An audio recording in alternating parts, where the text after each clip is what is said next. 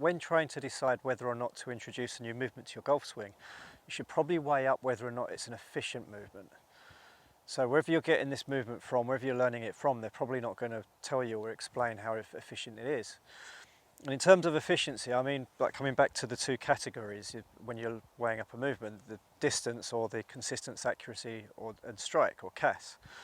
And then looking at how much it gains you in one category and how much it costs you in the other, because they are opposites.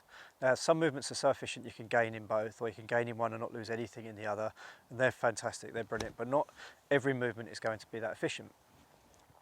So, I mean, usually more often than not, these movements that you're being taught aren't going to be that inefficient. They should be good movements, but you just never know. So to stop you falling into any traps, you need to, as I say, you need to look at it, weigh it up.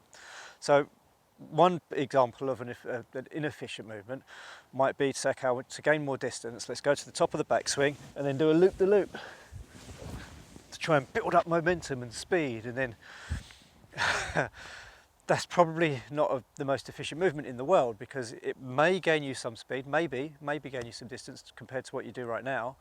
It might not, but it's certainly not going to help you with your CAS, with your consistency, accuracy and your strike. So you wouldn't call it an efficient movement. Whereas as another example, like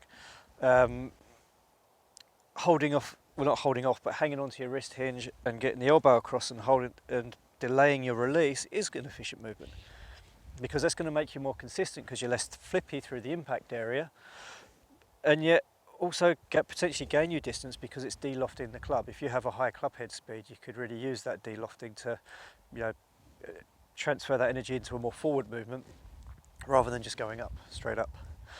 So that would be an efficient movement. So when you're learning these new movements in your golf swing, just weigh it up. You know, is this efficient or not? Generally speaking, big movements can gain you more power, but they might not be the most efficient, whereas accurate, tight movements can really improve your CAS, but so long as they're done well, it might not lose you much in terms of your distance either. So they could be potentially very, very efficient.